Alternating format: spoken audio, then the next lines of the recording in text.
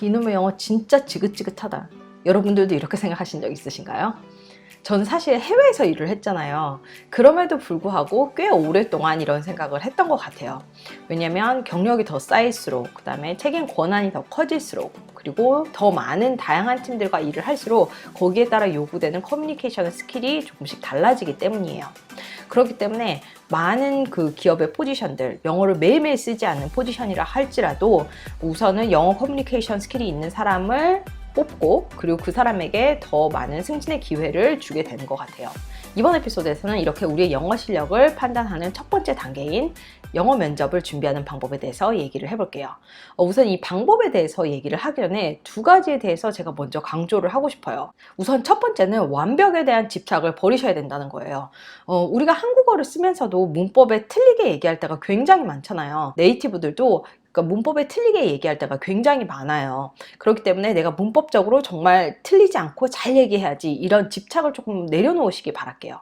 그리고 또 한국에 있는 국내 외국계 기업 같은 경우에는 한국 분이 그 면접을 보시는 경우가 많고, 또 해외에 있는 기업이라 할지라도 그 리크루터 분이 네이티브가 아닌 경우도 굉장히 많거든요. 그렇기 때문에 여기서 우리가 중점을 둘 것은 이분과 실제로 일을 할 수 있는 사람이라는 그런 인상을 줄 수 있는 게 굉장히 더 중요한 것 같아요.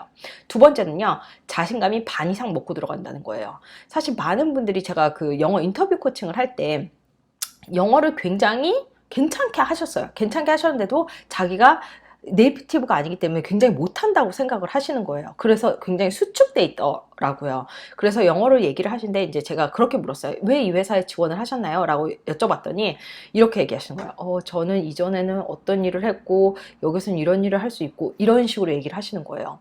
그러니까 자신감이 없으니까 이게 밖으로 뿜어져 나오는 거죠. 그럴 경우는 상대방도 다 알아요. 이 사람이 얼마나 자신감이 없는지. 우선 자신감 있게 웃으면서 제스처도 자연스럽게 사용을 하고, 그럴 때 얘기를 하는 게 훨씬 더 전달력이 높다는 거를 좀 알아주셨으면 좋겠어요. 자, 그럼 영어 면접을 준비하는 첫 번째 방법, 바로 스크립트를 준비하는 거예요. 많은 분들이 뭐 생각은 해보셨을 건데 실질적으로 하는 분들은 많지는 않을 거라고 생각을 해요. 특히나 경력이 높거나 아니면은 내가 어느 정도는 영어는 하는데, 이렇게 생각하시는 분들은 스크립트까지는 안 준비하시는 분들이 많더라고요. 우선은 각 기업마다 물론 나오는 질문은 조금씩 다르지만 꼭 나오는 질문들이 있어요. 그런 질문 같은 경우 제가 이제 해외 면접에서 꼭 나오는 질문이라는 블로그 포스트를 썼거든요. 아래다 링크를 걸어둘 테니까 한번 봐보시기 바랄게요. 여기에 나오는 질문들에 대해서 답변을 생각을 해주시고요. 그리고 또 글라스도어라는 그런 글로벌 플랫폼이 있어요.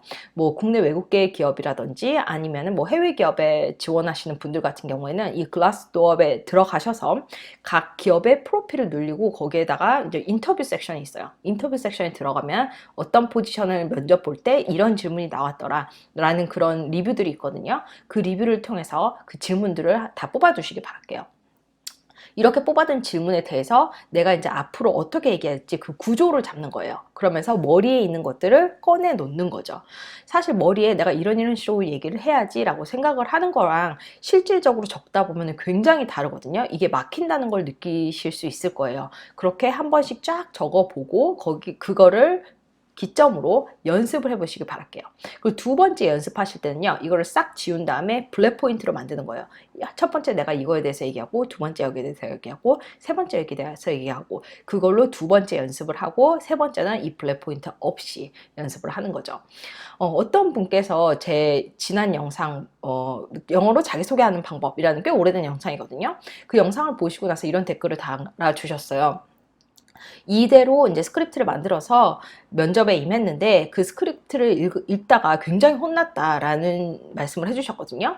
이 스크립트는 읽기 위해서 하는 게 아니에요. 절대로 전화 면접을 보든 화상을 하든 아니면 실제 면접을 보든 그 스크립트를 가지고 읽으시면 절대로 안 돼요. 왜냐면 면접은 영어 스피치가 아니라 영어로 대화하는 거기 때문이에요. 그쵸? 그렇기 때문에 우선 이거는 그 스크립트는 내 머릿속에 있는 것들을 우선 쏟아내서 구조를 잡는다는 게 목적이다 라는 생각을 해주시기 바랄게요. 두 번째는요, 바로 비디오를 찍어본다예요. 제가 사실은 처음에 이 유튜브를 찍으면서 굉장히 깜짝 놀랐어요. 저는 제가 얘기할 때 그렇게 얘기하는지 몰랐거든요. 여러분들도 아마 처음 찍어 보신다면 굉장히 놀라실 거예요. 그리고 아 진짜 못 보겠다 이런 생각을 하실 수도 있어요. 왜냐면은 내가 영어로 얘기를 할 때 어떤 표정을 짓는지, 어떤 제스처를 취하는지, 어떤 식으로 말을 하는지 이런 것들을 실질적으로 상대방 입장에서 보다 보면은 굉장히 어색할 수도 있거든요. 그거를 보면서 영상을 찍으면서 몇 번씩 그 연습해 보는 게 굉장히 중요해요. 많은 분들은 이렇게 영어로 얘기하는 거에 굉장히 집중을 해서 스크립팅을 짤 때는 막 어, 영어 잘하는 친구한테 뭐 리뷰도 받아보고 이렇게 무슨 말을 할지에 굉장히 집중을 하시는데요. 사실 무엇을 말할까 보다 중요한 건 어떻게 말할까예요.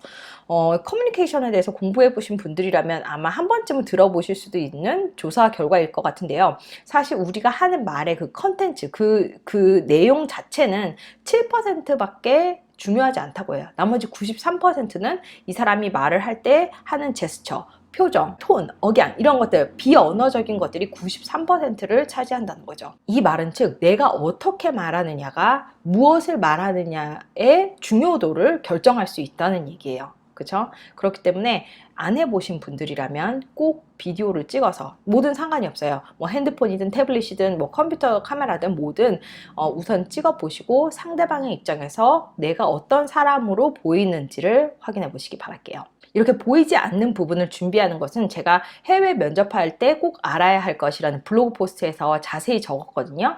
그렇기 때문에 이 영상을 마치신 다음에 그 블로그 포스트도 꼭 한번 읽어보시기 바랄게요. 마지막 세 번째, 바로 실제 사람과 연습을 해보라는 거예요. 많은 분들이 이거에 대해서 머리로는 이미 알고 계실 거예요. 그런데 실질적으로는 못 해보신 분들이 대부분일 거라고 생각을 해요. 사실 저도 그랬거든요. 저도 이제 좀 영어를 잘하는 친구와 이제 연습을 해봐야지라고 생각은 했었는데 막상 그렇게까지 하기가 굉장히 힘들더라고요. 왜냐면 친구니까 저에 대해서 너무 많이 아니까 이 앞에서 프로페셔널하게 얘기하기가 너무 힘든 거예요.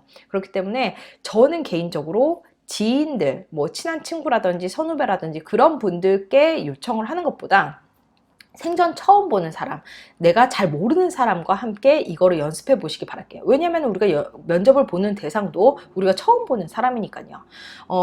예전에는 이런 게 굉장히 힘들었는데 요즘에는 전화 면접이라든지 뭐 화상 면접, 뭐 1대1로 할 수 있는 그런 서비스가 굉장히 많잖아요. 그런 서비스들을 활용을 해서 먹업 인터뷰를 해보는 거예요. 그래서 내가 이 사람에게 먹업 인터뷰를 하고 싶다라고 얘기해서 질문을 해달라고 그러고 얘기를 하는 거죠. 그리고 나서 그 사람들에게 물어보세요. 당신이 보기에 내가 어떤 점을 더 개선할 수 있는지, 내가 어떤 점에 대해서 얘기를 할 때 어떻게 생각을 했는지 그런 거에 대해서 솔직하게 알려달라고 얘기를 하세요.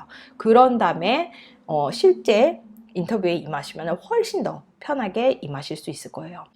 이렇게 면접을 다 준비하고 면접을 보신 다음에는요, 마지막으로는 꼭 땡큐 메시지를 보내실 것을 제가 추천해 드리고 싶은데요. 사실 여기에 대해서는 제가 길게 블로그 포스트를 쓴 게 있거든요. 그래서 면접 후 이메일 보내는 방법에서 제가 다루었으니까 그 블로그 포스트도 아래에다 걸어두도록 하겠습니다. 필요하신 분들은 면접 보러 가시기 전에 꼭 한번 확인해 보시기 바랄게요. 자, 그럼 이번 에피소드가 도움이 되셨다면 구독하기와 좋아요 눌러주시고요. 다음 에피소드에서 또 만나 뵙도록 하겠습니다. 안녕히 계세요.